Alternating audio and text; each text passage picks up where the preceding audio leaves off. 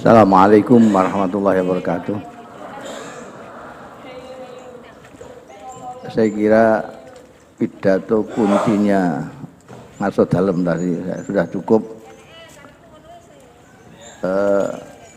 Di dalam Al-Quranul Karim ini seni tangga ini ya, saya pakai.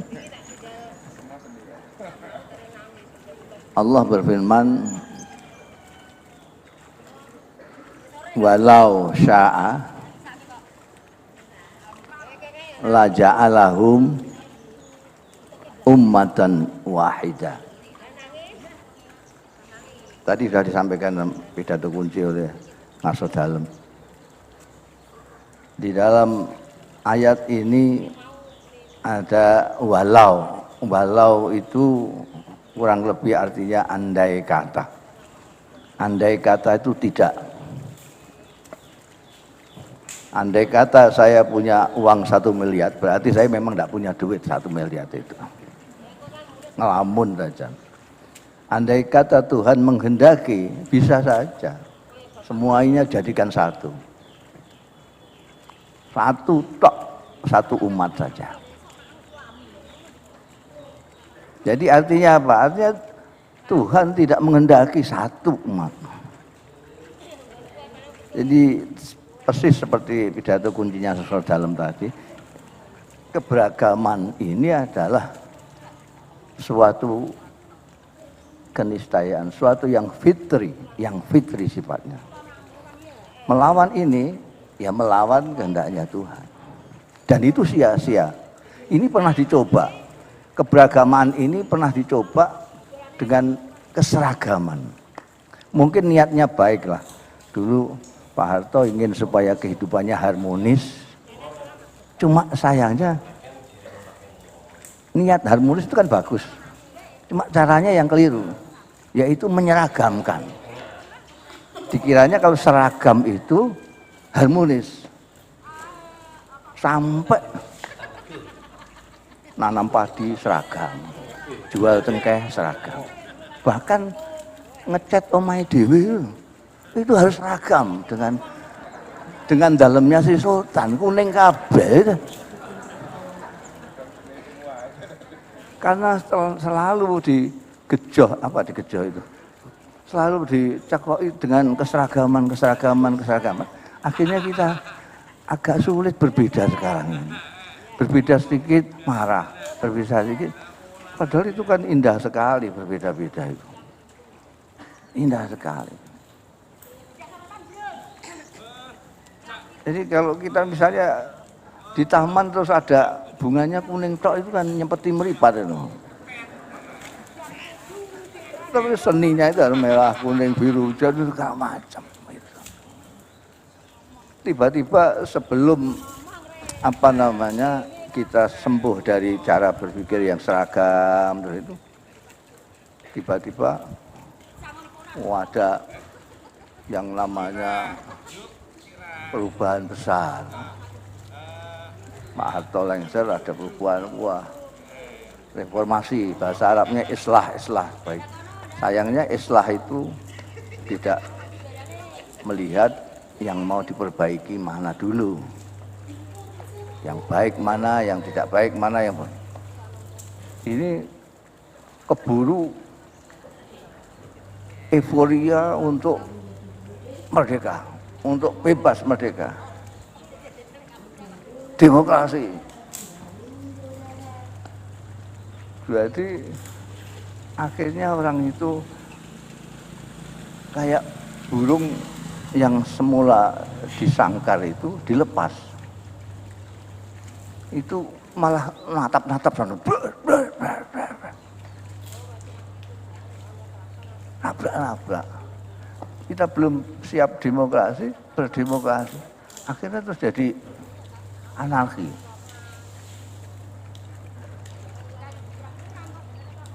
Tidak ada seninya sama sekali.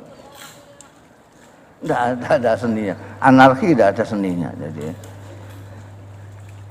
Dan kemudian masing-masing ini ingin supaya diakui sebagai yang benar.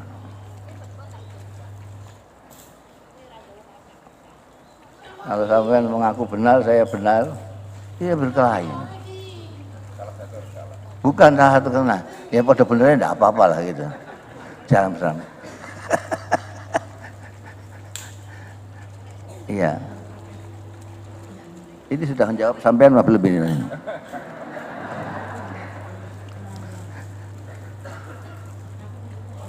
Dawuh. Saya kira menarik sekali bahwa ada dua ekstrim di sini yang disampaikan Gus Mus tadi, bahwa antara keseragaman yang akan menghadirkan totalitarianisme, boleh diekstrimkan gitu, tapi juga keragaman yang kehilangan harmoni. Harmoni adalah kunci yang akan menyelaraskan antara kedua kutub itu. Antara lukisan Gus Mus dan cat tumpah itu kan beda, itu kan. Kalau beliau menggoreskan warna-warni di atas kanvas, maka di situ ada the underlying harmony, ada keselarasan yang akan diwujudkan gitu.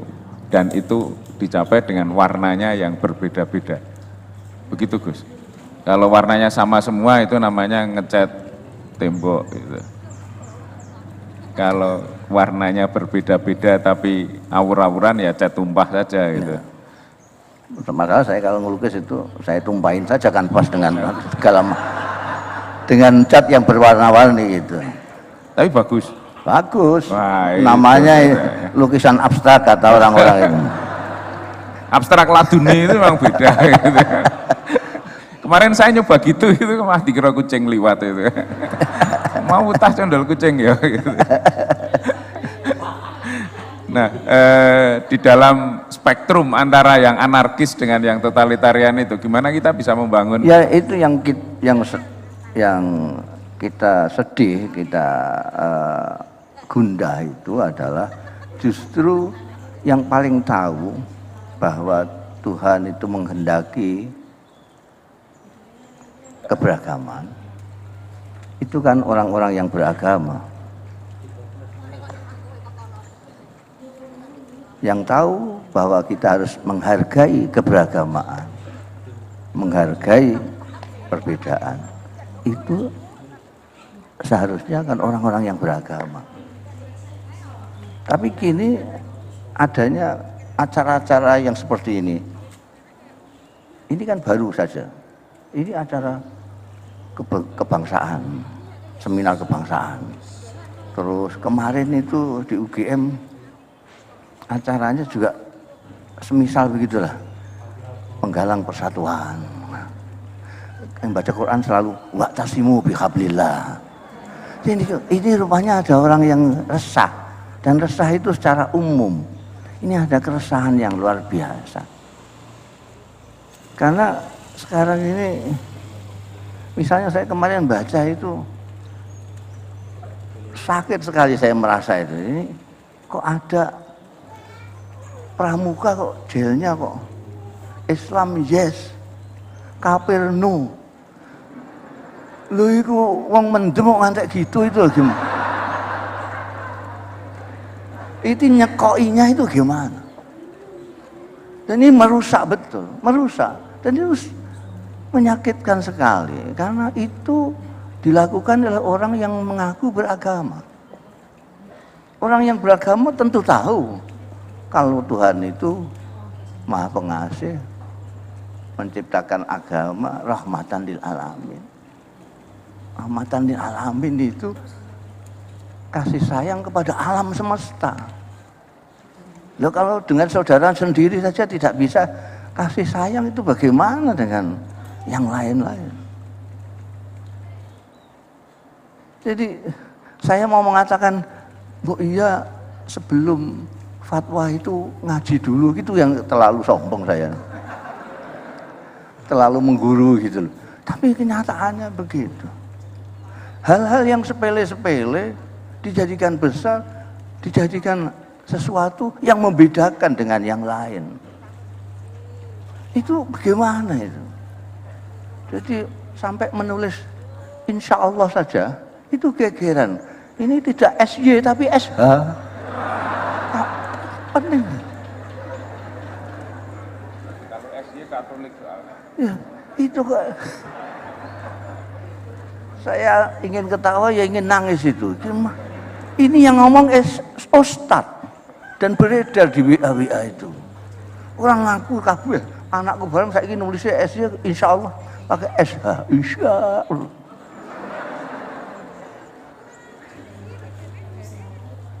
Sembahyang, saya pernah di terminal sembahyang itu, pundak saya diginikan sama orang di belakang saya. Katanya kurang kesini.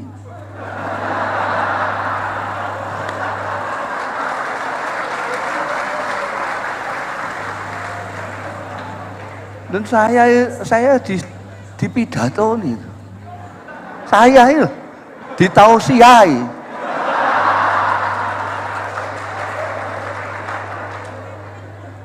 Sampai mesti ketawa.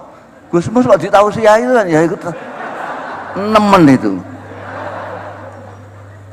Dia bilang sampai ini kurang kesini sembayangnya tadi. Itu kan sekarang itu menurut fatwanya internet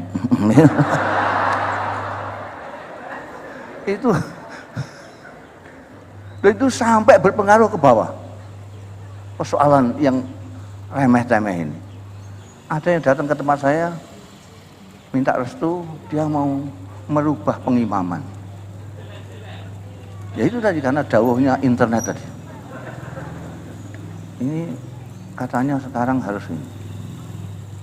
Karena ini sudah viral ini. Omongan remeh ini sudah viral. Di kampung mau merubah pengimaman, mau digempur di engsong norojok sini. Saya bilang lah kamu kok nemen banget. Lah itu sajadahnya saja diginikan kan bisa loh. Itu perkara sepele-sepele gitu. Bayang pernah kaki saya dicari ini. Stop.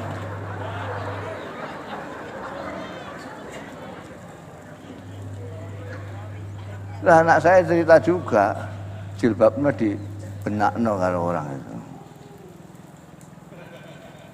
Ya oleh ukhti.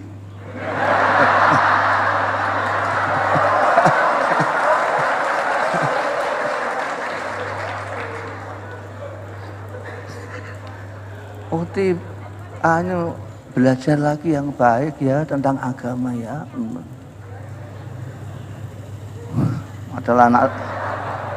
Padahal anak saya itu sudah ngajar di pesantren. Jadi bilang Kang Yu itu udah ganti ukhti. Kurang syariat kalau tidak ukhti. Ini hal cilik-cilik gini ini di rumah itu enggak apa-apa, baguslah. Asal itu tidak dijadikan gap antara sesama saudara. Silahkan kalau mau diganti semua lah, ikhwan. Yabna Ami. Yabna Ami itu. Yabna Ami itu ponakan. Yabna Ami. Ya sihri, wahai maratuaku. Ganti kabeh aku cara Arab kabeh gak apa-apa. Asal tidak memecahkan persaudaraan kita.